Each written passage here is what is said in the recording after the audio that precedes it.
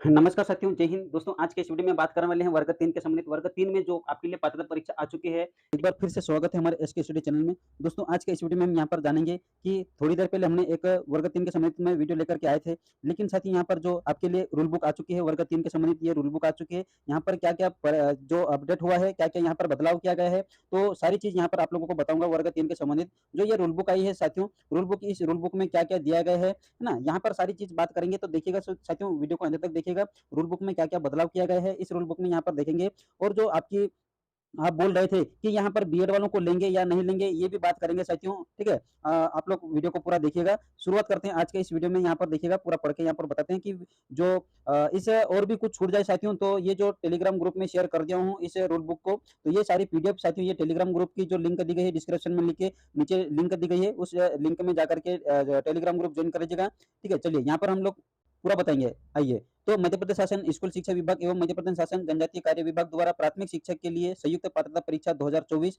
परीक्षा संचालन नियुक्त पुस्तिका, ठीक है? तो ये जो नियम पुस्तिका आ चुकी है, इस पुस्तिका को अगर साथियों आप रूल बुक को पूरा पढ़ना चाहते हैं, तो टेलीग्राम ग्रुप में जाइए और वहाँ पर जॉइन करके पूरा यहाँ पर पढ़ सकते हैं। वैसे तो मैं यहाँ पर बता देता हूँ मोटा-मोटा क्या बदलाव किया गया है। तो चलिए यहाँ पर देखते हैं कि ऑनलाइन आवेदन फार्म भरने की प्रारंभ तिथि 1/10/2024, है ना? अंतिम तारीख यहाँ पर 15/10/2024 है और आपकी संशोधन करने की तारीख साथियों 20/10/2024 है।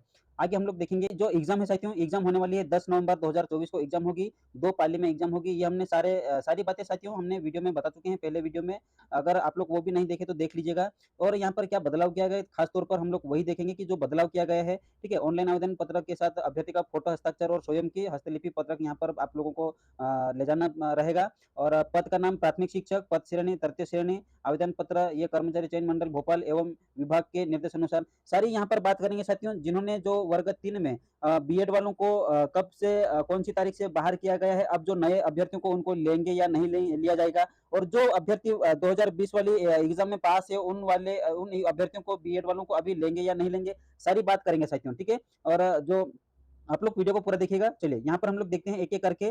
प्राथमिक शिक्षक के भर्ती नियम 2018 नियम 8 की अनुसूची 3 के अनुसार अभ्यर्थियों को निम्नांकित योग्यता धारित करना अनिवार्य है और 50% अंकों के साथ हाई सेकेंडरी और साथ ही साथ में आपका 2 साल का डिप्लोमा होना अनिवार्य है, ठीक है? कम से कम 45% अंकों के साथ हाई सेकेंडरी अथवा इसके समकक्ष राष्ट्रीय अध्यापक शिक्षा परिषद के अनुसार जो 2002 नियम के अनुसार प्राथमिक शिक्षा शास्त्र में 2 वर्ष डिप्लोमा होना अनिवार्य है। और एक और आगे देखिएगा कि कम से कम 50% अंकों के साथ हाई सेकेंडरी अथवा इसके समकक्ष तथा प्रारंभिक शिक्षा शास्त्र में 4 वर्षीय स्नातक उपाधि यानी कि बीएलएड। आगे देखिए कम से कम 50% अंकों के साथ हाई सेकेंडरी अथवा इसके समकक्ष तथा शिक्षा शास्त्र 2 वर्ष डिप्लोमा। स्नातक आगे देखिए स्नातक उपाधि तथा प्रारंभिक शिक्षा में 2 वर्ष डिप्लोमा अथवा इसके समकक्ष।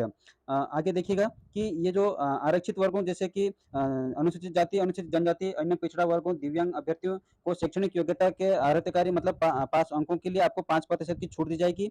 और ये जो आपको संस्कृत पाठशाला के प्राथमिक शिक्षक संस्कृत के संबंध में संस्कृत साहित्य, व्याकरण आदि विषय के साथ मान्य प्राप्त संस्था बोर्ड के उत्तर माध्यमा न्यूनतम शैक्षणिक योग्यता होगी और इसके व्यावसायिक योग्यता के लिए जो डीएलएड उत्तीर्ण होना आवश्यक है।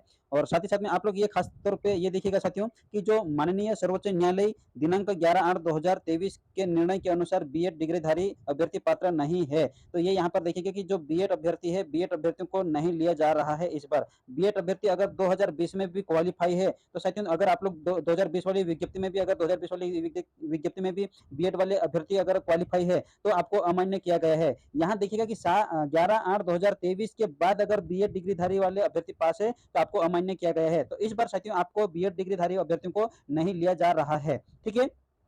कोई सी भी कैटेगरी से हो, चाहे आप जनरल ओबीसी हो, एससी हो, एसटी हो, ओबीसी कोई सी भी हो, आप बीएड डिग्रीधारी को प्राथमिक शिक्षक में पात्र नहीं होंगे, ठीक है? आगे ये देखिएगा कि जो आपके लिए जो पास होने के लिए साथियों अब अनुसूचित जाति, जनजाति, अन्य पिछड़ा वर्ग, दिव्यांग अभ्यर्थी जो कमजोर वर्ग के हैं, जो उनके लिए 50% रहेगा और जो अन्य के लिए साथियों 60% रहेगा। और जो बाहरी राज्य से है साथियों, बाहरी राज्य के लिए आपको पास होने के लिए कितने अंक लाना पड़ेगा, तो देखिएगा कि ये यहाँ पर ये 7वां पॉइंट दिया गया है, ये 7वां पढ़ सकते हैं कि अनुसूचित जाति, जनजाति, अन्य पिछड़ा वर्ग, आर्थिक रूप से कमजोर वर्ग के अभ्यर्थी जो मध्य प्रदेश के मूल निवासी हो, केवल उन्हें न्यूनतम 50% आहार्यकारी अंक लाभ तक मिलेगा। तो साथियों, अगर आप मध्य प्रदेश के मूल निवासी है तो आपको 50% लाना होगा। और यही कैटेगरी के अगर आप लोग का मध्य प्रदेश से बाहरी राज्य होंगे, ठीक है, अगर आप लोग बाहरी राज्य के होंगे तो उनको कितने 60% लाना रहेगा। तो ये आपके लिए साथियों इसमें जो जानकारी देनी थी, ठीक है। और आगे देखिएगा कि किस प्रकार से यहाँ पर जो दिया गया है वो देखते हैं कि ये यहाँ पर देखिएगा कि जो शिक्षक पात्रता परीक्षा वैधता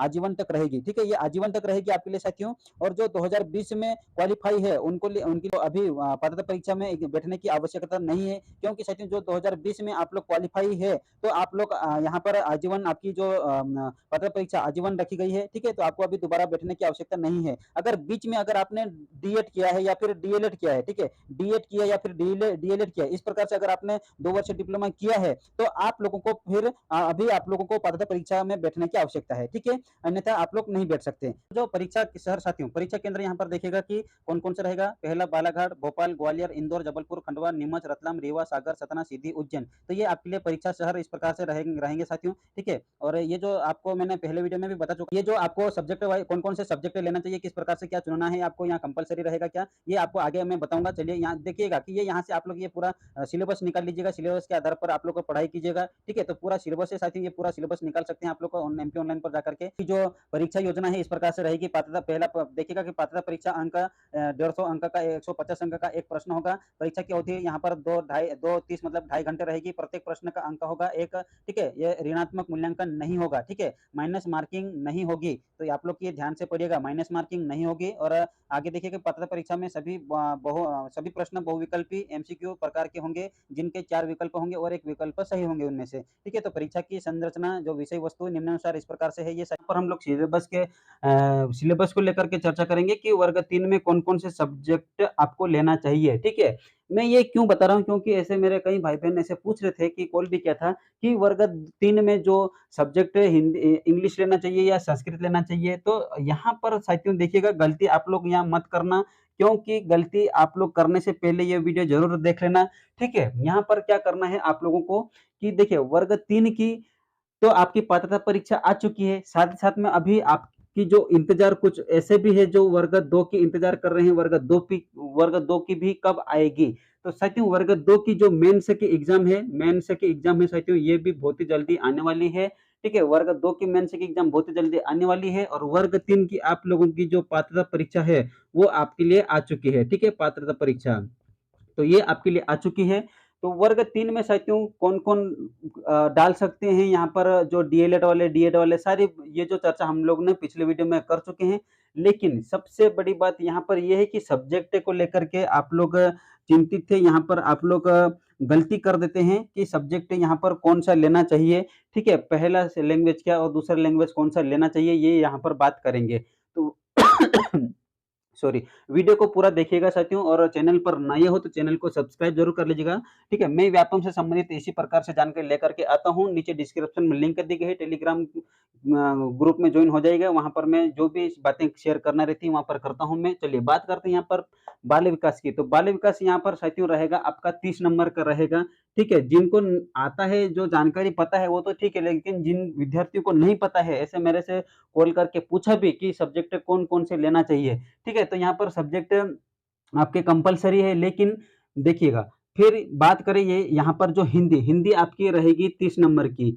अब यहाँ पर ये जो आती है बात यहाँ पे इंग्लिश और संस्कृत। तो साथियों पहला सब्जेक्ट हमारा रहेगा हिंदी, ठीक है। मेन पहला लैंग्वेज फर्स्ट रहेगा हमारा हिंदी रहेगा, और दूसरा लैंग्वेज रहेगा यहाँ पर आपकी संस्कृत। तो संस्कृत या फिर इंग्लिश, जिन विद्यार्थियों को इंग्लिश अच्छा लगे वो इंग्लिश ले सकते हैं, और जिन विद्यार्थियों की इंग्लिश वीक है, आपकी कमजोर है, वो आप संस्कृत ले सकते हैं। क्योंकि साथियों यहाँ पर संस्कृत में आपको नंबर बढ़ा सकते हैं, दिला सकते हैं। कैसे? मिलते जुलते यहाँ पर आपके नंबर बढ़ा सकते हैं ऐसे, जैसे मान लो संस्कृत में संधि पूछ लिया है, तो वैसी की वैसी कुछ संधियां साथियों संस्कृत में भी है सेम, ठीक है। तो ऐसे आपके यहाँ पर नंबर बढ़ा सकते हैं। तो आपकी अगर इंग्लिश वीक है साथियों तो संस्कृत जरूर ले लेना, संस्कृत बहुत सरल है साथियों, ठीक है।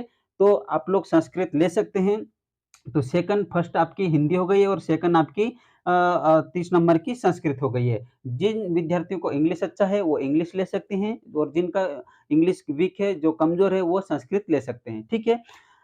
अब यहाँ पर बात करेंगे पर्यावरण। ईवीएस यहाँ पर साथियों आपके लिए रहेगी 30 नंबर की और गणित आपकी यहाँ पर रहेगी 30 नंबर की। ये साथियों टोटल कितने नंबर के हो गए हैं? ये 150 नंबर के हो गए।